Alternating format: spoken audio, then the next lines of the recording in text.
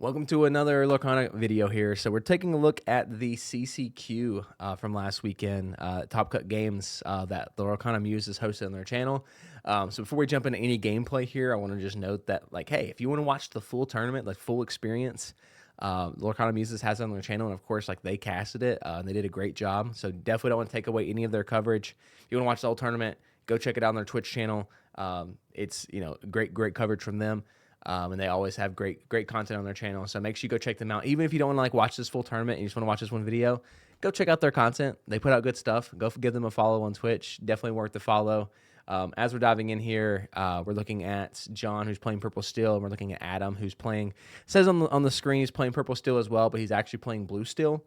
It's not a mirror. We have Purple Steel versus Blue Steel. So let's dive into this game. Both players are kind of off and running here.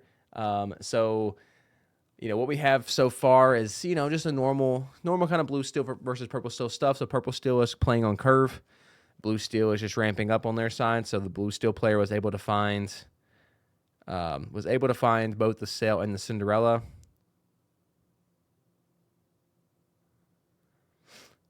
Which the Blue Steel player, and that's what's like that Cinderella has really helped out the Blue Steel in this set to just be able to hit that like 2, 4, 6, right? They're trying to go from like 2 on the Sail or Tipo, 4 with the Cinderella, up to like their 6-cost characters, and then past that to get the 7 with the Vincenzos, like you just inked. With Tinkerbells on the 6 costs, like Hades on 7. So many powerful characters once the Blue Steel player gets to that point. And if they're on the play in a matchup like this with Purple Steel, if they're on a matchup like this with Purple Steel, they're able to, they're able to ramp up, and he's at 6 ink. Whenever Adam's going to 4 this turn, which feels really good for that Blue Steel player, and he's able to get out those big threats early on. The difference between these two decks, they're both running Steel. They're both playing strengths. Some Purple Steel players are playing Thunderbolts, but they both have like the Steel kind of Captain Hooks, Docks, things like that. But what the Purple Steel player has, the Blue Steel player doesn't have is like a lot of that card draws, like Dumbos, Genies, things like that. The Blue Steel player doesn't have those options.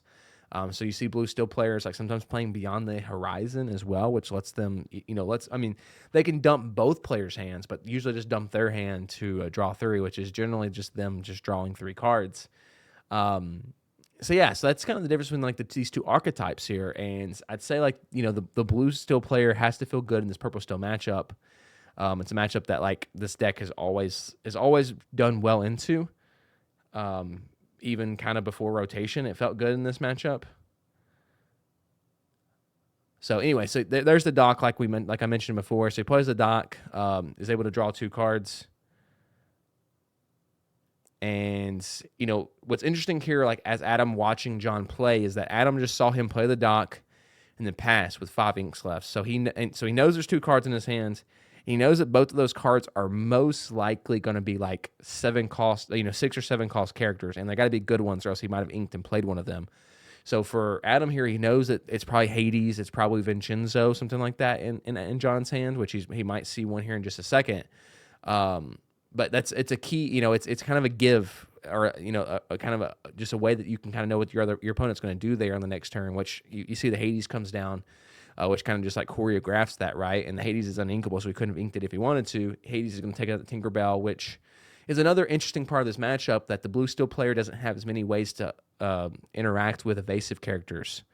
And so, Hades, Strengths, Thunderbolts are kind of like the big archetype tools that the Blue Steel player has to take, to target those evasive characters and take them out.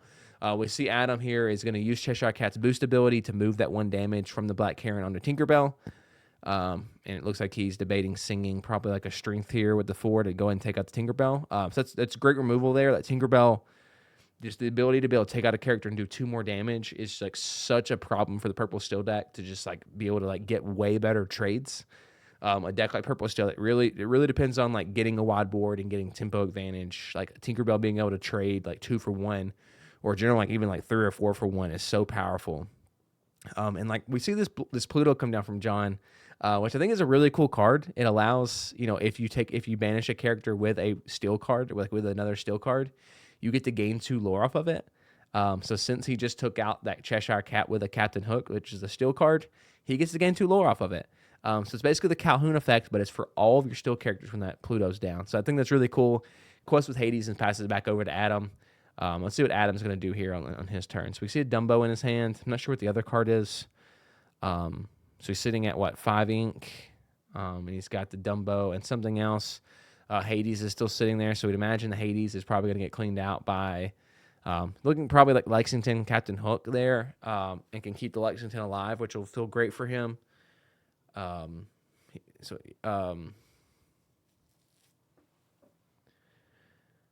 There's a world that he does like Captain Hook, Black Heron, but that would like be a 2-for-1 trade for John, which feels good. So Lexington Captain Hook is definitely the right play here to take out that Hades.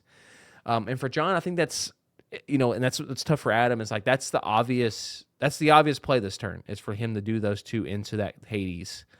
So if you're sitting there as Adam, you got to be thinking like, does John have another Tinkerbell in his hand here to be able to clean up this Lexington with the one health that's remaining on it? And so that's definitely the play that John is like. That's the play that John has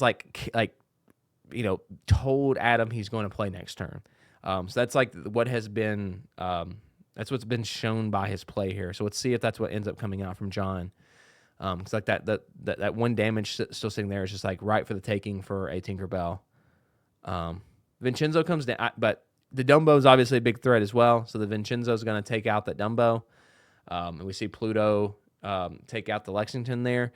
So again, great trades there. Like the Vincenzo just being able to snipe a Dumbo like feels incredible as a blue steel player, which is again just another one of those tools that got added to blue steel to like give it some options in those types of situations. And what like kind of the bigger problem that blue steel had was that Dumbo, whenever Dumbo wasn't there, like it was just the genie and Elsa's, and the Vincenzo like couldn't take either one of those out, which felt bad.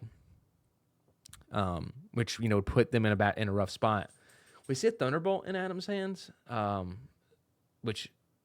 he's going to put Thunderbolt, put 4 damage on the Vincenzo, and then trade Black Carrion with Pluto, and then just pass. We know the one card in his hand's Doc.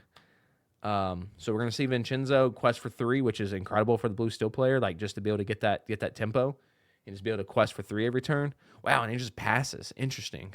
I wonder what's in his hand. See Captain Hook come down. Now we're going to see that Doc finally come down. It's been in his hand for a long time. Get to draw 2. Wow, he draws into a Calhoun, so that feels good. Passes it back over to John. And so John kind of held his hand last turn, so maybe another Vincenzo coming down. Okay, Hades onto the Calhoun. And now if he quests with Vincenzo... Oh, no, he doesn't quest. Wow, okay, so he's going to sing Strength onto the Captain Hook. Pass that back over. I don't know that I love that play for John there. Because again, Strength is one of his only tools to take out evasive characters. Of course, I don't know what's in his hand. He could have another Strength. He could have another Thunderbolt or something like that. But just like not knowing what's in his hand, like that feels a bit of a greedy play there to go ahead and Strength that Captain Hook. Because again, that like it's just a tool that he is just got rid of in his hand to get rid of a character that's not really that big of a deal. I mean, Captain Hook obviously with the Doc could take out the Vincenzo, but like you don't feel terrible about that. And we see an Elsa, I think, in Adam's hands. Like the Vincenzo could still get taken out this turn potentially.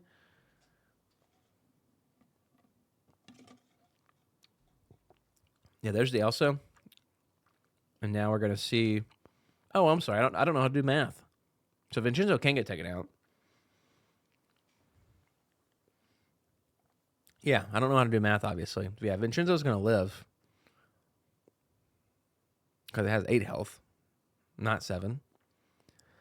So Vincenzo still lives. It obviously has 1 damage left. But like since he played Strength, now he has no way to... Okay, like I said, it only made sense if he had a Thunderbolt in his hand. He did have the Thunderbolt.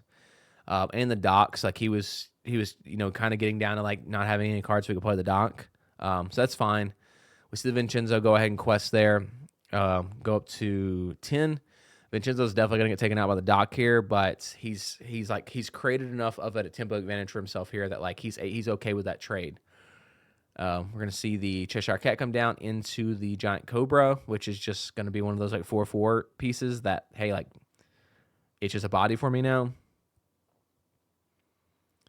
All right, we're gonna start off with the Jasmine quest, which is gonna allow him to um, look for an ally, and he missed, which feels sad because I don't think it's gonna live to get to do it another turn.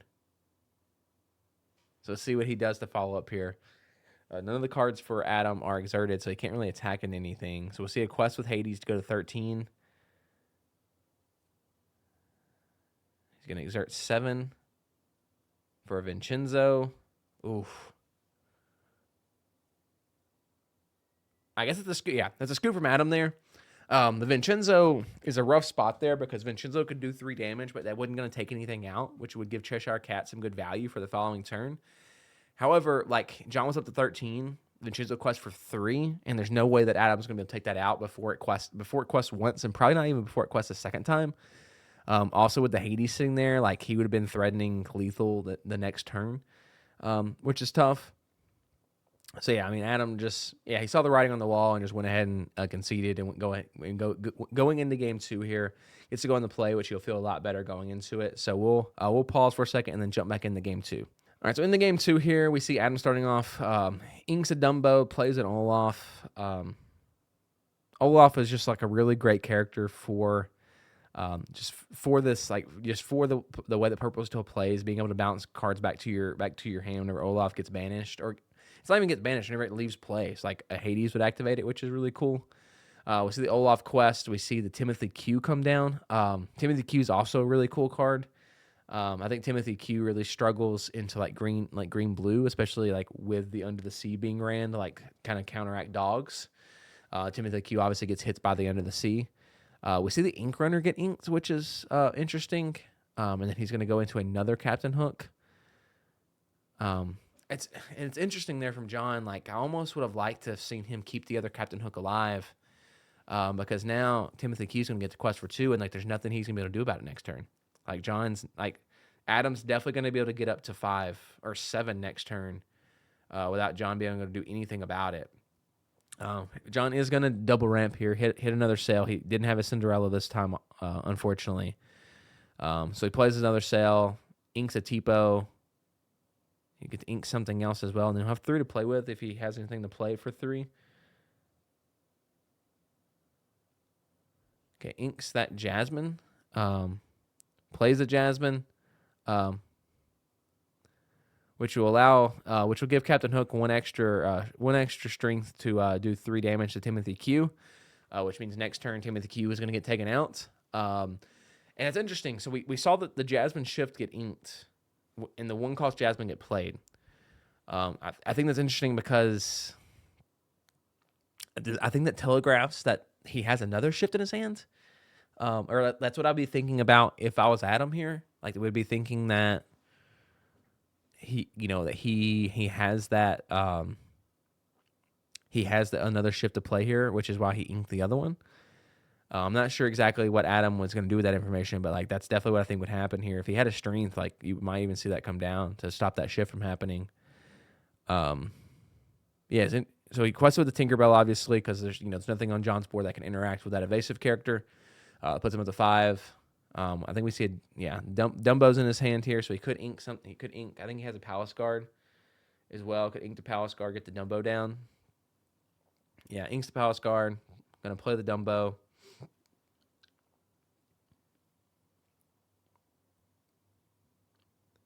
And then he's gonna decide whether to quest with Timothy Q or not. He decides not to and passes it back over.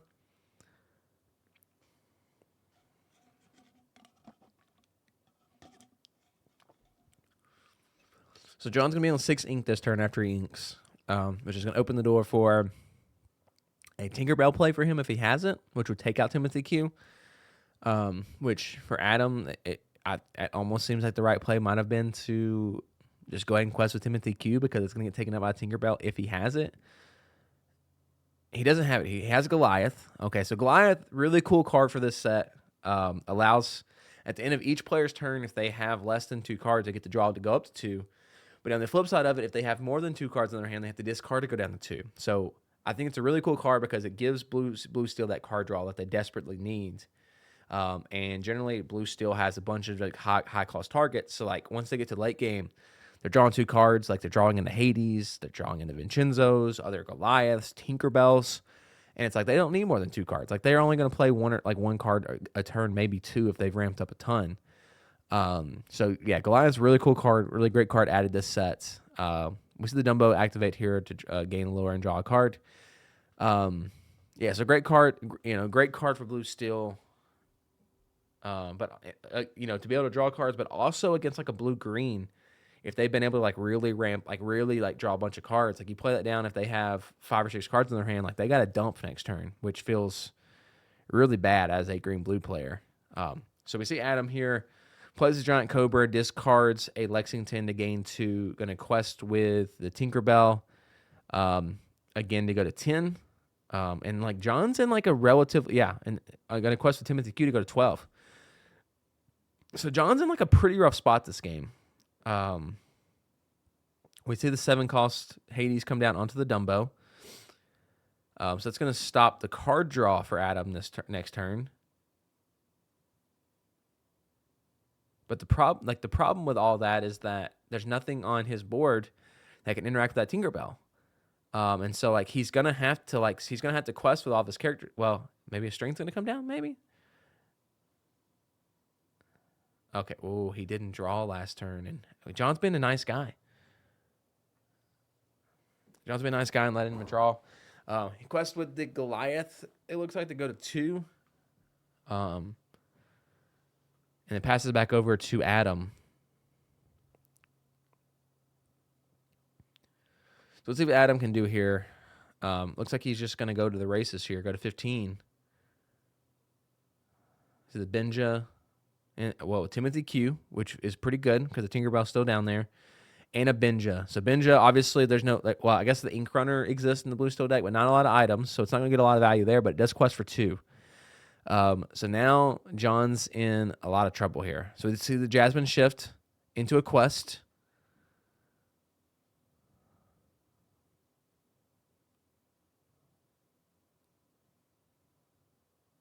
Gonna pull the dock out. So yeah, he's just dumping and looking for stuff now. He's probably looking for. Unfortunately, he had a Thunderbolt in that hands, or like in the Jasmine search. Plays the dock to search. And now he's just going to scoop because there's just nothing he can do with that Tinkerbell and the Timothy Q there, which was going to, like, Adam was just going to win next turn. So, again, there's no way to catch up. Oh, the next card on his deck was Thunderbolt. That feels bad. So, yeah, just not able to catch up there going second against Purple Steel, which, again, the evasive characters are really hard for the Blue Steel player to deal with. So, him inking that Ink Runner early, like, really, really hurt him because the Ink Runner allows him to interact with the evasive characters. So, pretty tough there. So moving into game 3 here. So we will bounce back in once game 3 starts, and John will be on the play. All right, so jumping in, we see John Inca Vincenzo play down the Jasmine, which is really great for the Blue Steel player. Like this new Jasmine line, wow. And unfortunately for Adam, no 1-cost play here, which is really tough. And we see John just be able to go straight into that Jasmine shift to like search for more cards here. And unfortunately, he misses. But like still the 2/5 body there is really great on 2. He's able to ramp next turn and like quest with the Jasmine again and just search for more cards. We see the Calhoun come down, which is what's really cool about Jasmine is like Jasmine can actually take out the Calhoun early game, which is something that most decks don't have. Something that can can attack Calhoun early. Obviously, it'll be a trade, but, it can definitely take it out. So let's see what John does here. He's going to quest first, which is going to allow him to search his deck. He's going to pull the Lexington out, so he's not going to allow himself to get evasive out of this game again. Let's see. Looks like he has Tipo and Sail, but it's what's tough now is, like, does he even need to ramp? I know it's weird to say, but like he could just do that, play down the Lexington, and like pass it back over to him. Yeah, that's what he ends up doing. So doesn't really even need to ramp here, which is very weird as a blue deck. And next turn he's able to just play a 4-cost, or he's able to ramp next turn if he wants to, right? And play another 3-cost if he has it. So a lot of options here in this deck with that Jasmine line that allows you to like not have to ramp and still play your game, which is really cool. We see the Benja get inked for Adam into the Cheshire Cat. Passes it back over to John. And so, yeah, interesting lines here for John. Now at 3 ink. Let's see what he decides to do here. Whether he decides to ramp. Yeah, ramping's good. So he's going to ramp. He's going to play his sail. Let's see what he ends up getting rid of here. Pluto and... Is that another Lexington? It is. He has that Thunderbolt to sing it onto the Cheshire Cat. So that's gone. And he will quest for the Lexington because Calhoun can't take it out. Passes it back over. He's got 2 cards in his hand. I think one of them is one of them's a dock. So he's going to be able to dump and go here. Adam's sitting with a lot of cards in his hand and just hasn't got to play anything because he misses 1 drop. We'll see the Genie come down most likely here on his turn. I think he's got 2 Genies in his hand. So he's going to play his Genie, draw a card, and most likely just pass it back over to John unless he decides to swing that Calhoun into the Jasmine. Yeah, he does not. He's going to pass it back over. And let's see what John's going to do on his turn here. I think he just drew into another Thunderbolt. Maybe not. Okay, so he's questing, searching, pulls out a Tinkerbell. Feels pretty good. And now he can ink something and play Tinkerbell. Yep, inks the Captain Hook, plays a Tinkerbell. Man, that's the power of that. Power of that Jasmine is so good. Able to quest with Lexington now to go to 5. And man, he's got a pretty scary board here. That Jasmine isn't scary by stats alone, but just able to find cards, being able to find that Tinkerbell that he didn't have in his hand to play that turn. I don't know that he had anything in his hand to really play this turn that makes him be able to curve out well. But being able to use that Jasmine search to find the Tinkerbell is so good. So we're going to see the Hades come down. He's going to ask, do you want that Tinkerbell or do you want me to draw 2 cards? And John does what is expected and tells him to draw us 2 cards. I'm keeping my Tinkerbell. And now we'll have to decide if it's worth trading out or hitting the Calhoun and the Genie into the Jasmine. And he decides not to because Tinkerbell would just clean up. I think he just said pass. I could be wrong. He did not say pass. We're still thinking. Because, he could go Genie, Calhoun into the Jasmine, take it out, gain his 2 lore, but then Tinkerbell next turn would be able to go into Calhoun, do the 2 additional damage on the Genie, and clean up, and just leave his board with just the Hades. So, he ends up passing, which, like I said, John's board is just so scary, and we're going to see a Hades come down onto the Genie, and it's going to be gone regardless. We're going to see the Jasmine, Lexington, quest out there. Yeah, I was going to say, I don't know that I quest with the Tinkerbell. Going to quest for 2, go to 7. It's going to be able to search for Jasmine, see if he finds anything. Get the dock out of his deck and keeps it, and then passes back over to Adam. And again, John's board here is just the what you want to see as a blue steel player, right? Just these big bodies, these great abilities with the Jasmine, with the Hades, obviously. And Adam's just sitting there with a massive hands with 6 ink, but it just feels, I feel like, as that player, it's just there's not much he can really do here. I think we're gonna see a Thunderbolt get tossed here, which is interesting. I feel like singing it with Hades makes a bit more sense, but able to take that out now. Hades and Calhoun will take out the Jasmine finally.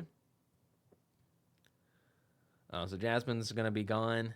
He's going to gain 2 lore for that. But now next turn, Tinkerbell is just going to clean the whole board out here. And I think Adam's going to be sitting with a Cheshire Cat. Yeah, a Cheshire Cat on his board afterwards. That's it. Just doesn't feel great. All right, so Tinkerbell's obviously going to go Hades and then into the... 2 additional damage into the Calhoun, take it out. And then we'll see another Tinkerbell being played. And a pass back over. I almost feel like questing with the Hades it's giving, I guess it's not. The Tinkerbell play made that a good play. Because if he didn't play that Tinkerbell, then Cheshire Cat could have hit Hades, boosted and taken out the Tinkerbell and made that like a really good trade. But like the other Tinkerbell makes this math a bit more awkward because now the Cheshire Cat has to boost before it attacks anything, or else it like or that damage is just gonna stay with it, which is fine. But now he's not gonna be able to take out the Tinkerbell with doing 3 damage to Hades, which feels bad. Like that would have been like a really nice, really. I mean, he's obviously way behind here, but that'd have been like a nice tempo play for him to catch up. That's not gonna be able to happen now. So let's see what he decides to do here with that Cheshire Cat.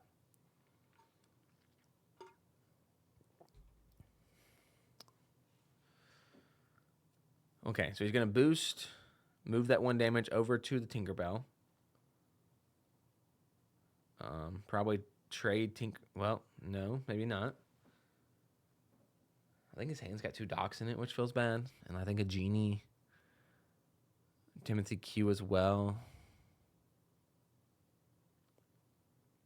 Yeah, so we're gonna see the Tinkerbell and Cheshire Cat trade. He lost to Lexington with that boost. Let's see what he decides to do now. So he's got another Lexington in his hands. Yeah, so that's gonna come down.